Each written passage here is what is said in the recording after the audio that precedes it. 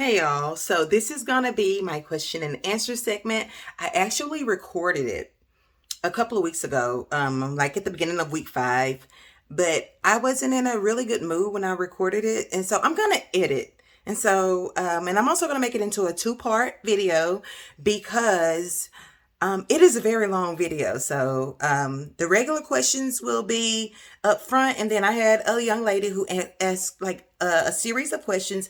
I will do her question and answer in the part 2 of this segment. Okay, y'all? So stay tuned. Hey, y'all. So this is Kamisha, and I am actually coming to do the question and answer that I promised that I would do. Y'all just gonna have to excuse me. Today is not a great day for me mentally. Um, so I hope y'all aren't expecting bubbly because I can't give you bubbly today, y'all. I just can't. So I'm trying to set this up to where my computer, okay, have my computer down here so I can see the questions. And let's get started. I guess I can take this off.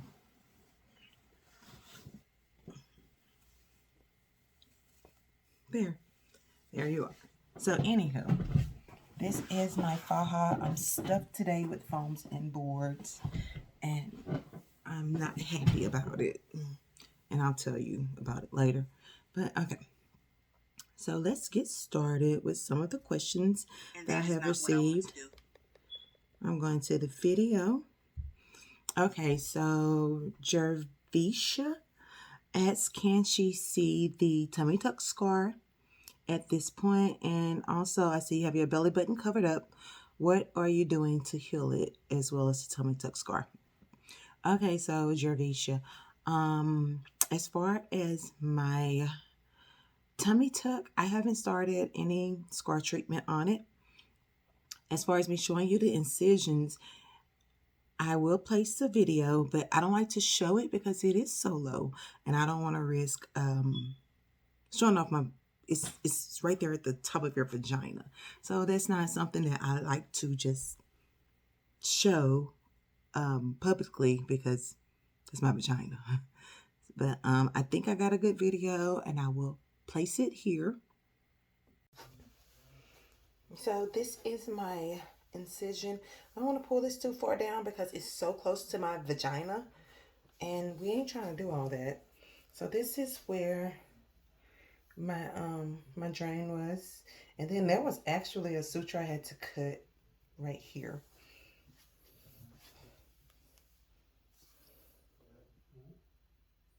And like, I don't know if this is trying to spit one or not, but we're gonna watch that closely.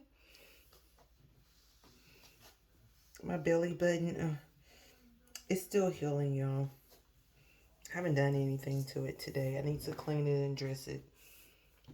And this is where I actually opened, I had opened my incision a little bit.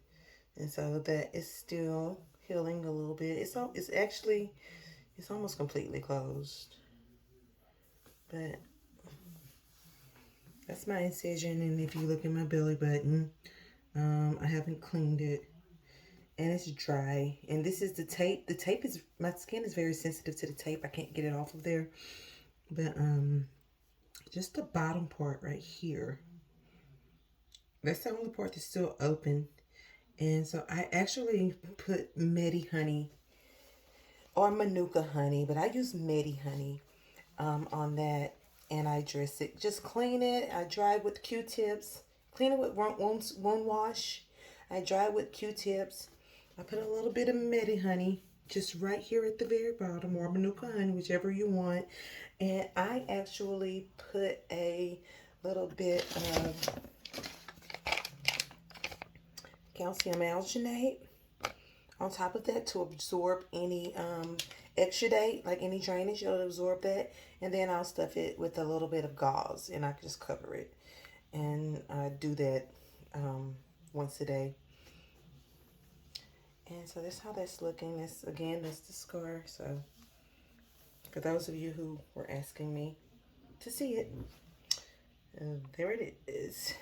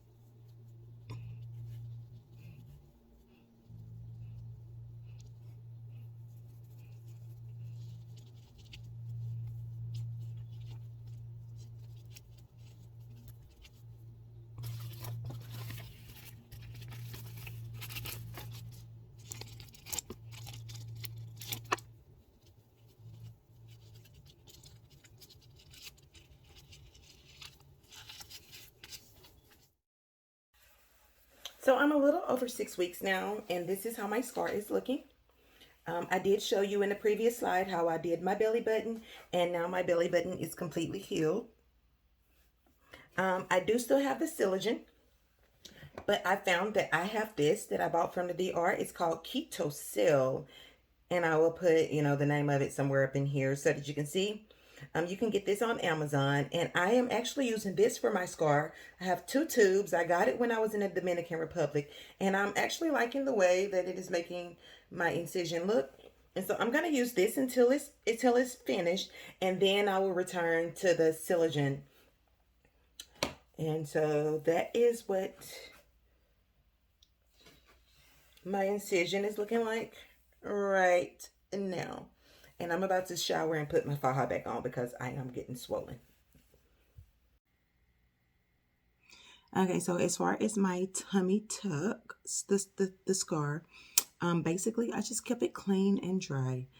I put like a non-adherent pad on it, put some tape over it, kept it clean, and that's it. I don't put anything on it. It's basically healed. The spots where it's open, I might put a little bit of calcium alginate on them, but those have already scabbed over and they're basically healed also. As far as my belly button, the little part that's open, I put a little Manuka honey or Medi honey. Put a little bit of that in there because it did have a little slough, which is like the yellow fibrin-like type of tissue. And I did want that to go ahead, and the Medi honey will debride that. It'll eat it up. And so I put a little bit of that on there. And then I stuff it and I cover it.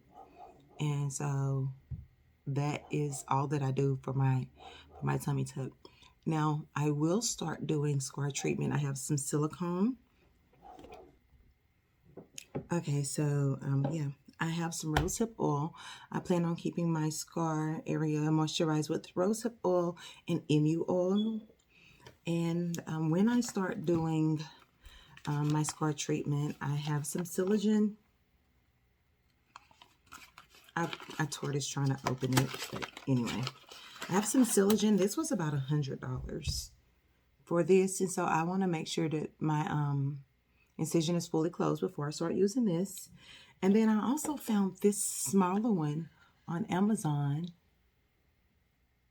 It's called Scar Gel. It's 100% medical grade silicone.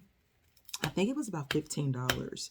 So I'm also going to see that one. I'm going to use this one when I run out of silicone, but I plan on alternating with oils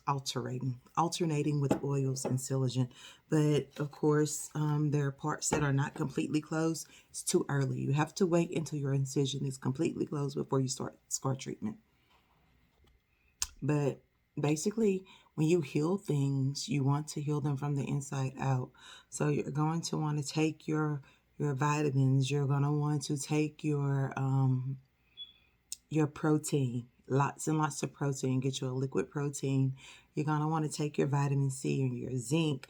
And that's how you heal yourself. You heal yourself from the inside out. So not just, putting things on the scar, but also making sure your body's healthy enough to heal itself. I got another question from Summer, and she said, was the cost up front or in a payment form? Okay, so when you get your quote from whatever doctor that you choose, they will send you a way to pay them a deposit. Usually the deposit, depending on what surgeon that you choose, whatever their things is from $250. I've paid a $250 deposit all the way up until like $500. And so you pay your $500 deposit, if that's what it is. You pay your deposit, and then they tell you they reserve your space. You pay your deposit, they reserve your space, and then you bring the rest of the money to the DR in cash. That is the only form of payment that the surgeons accept is cash. And so they don't have like a payment plan or anything like that. And you do not want to send surgeons money across the world up front before you get there. So if you're going to save money at home, then take your money with you to pay when you get there. And because let's say you make payments and you pay this surgeon, I don't know, $500 a month until your balance is paid. Then you go to the DR and this surgeon says that they can't do your surgery, or they say that they didn't get the money, or anything can happen. You can't trust people with that amount of money outside of your reach. And so that's how the payment goes. I actually lost a few deposits. I lost a $400 deposit with Dr. Mora because I decided not to go with him. And my backup doctor was Dr. Soto. I paid a $250 deposit with him. And when I caught COVID and Soto, I couldn't go to Mora because, the shit that happened with Mora. I decided not to go with him, but I couldn't go with Soto because they didn't have a time frame in the time that I was coming to the DR. And so I lost both of those deposits. They're non-refundable. So be very, very careful about who you want to do your surgery before you pay a deposit, because once that money is gone, it's theirs, it's not refundable. Some doctors will refund the money. Let's say you pay them a deposit and then you go with them and then you have a health issue when you get to the Dominican Republic and they say, hey, look, we can't go through with this surgery. Some of them will refund you your money, but they're not obligated to, because in your paper, in your quote, it will say that your deposit is non-refundable and that it will be deducted from your final surgery. And some doctors don't even deduct it. So you got to be careful with who you go with. Okay, so I had another question. They said, was it cheaper to get surgery in the Dominican Republic? I think that I did do a video on my thoughts behind, is it cheaper and these things. Overall, I think that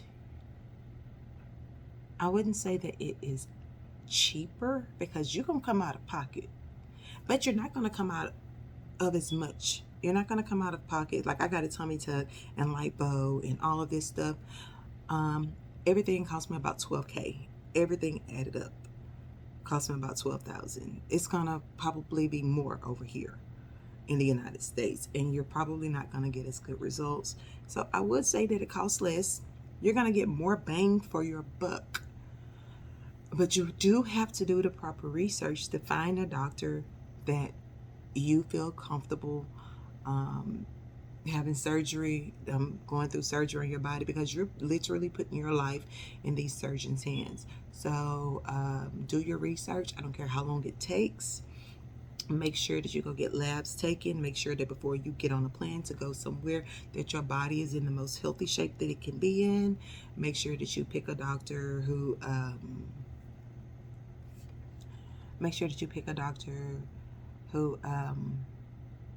who you feel safe with and who can deliver the results that you want.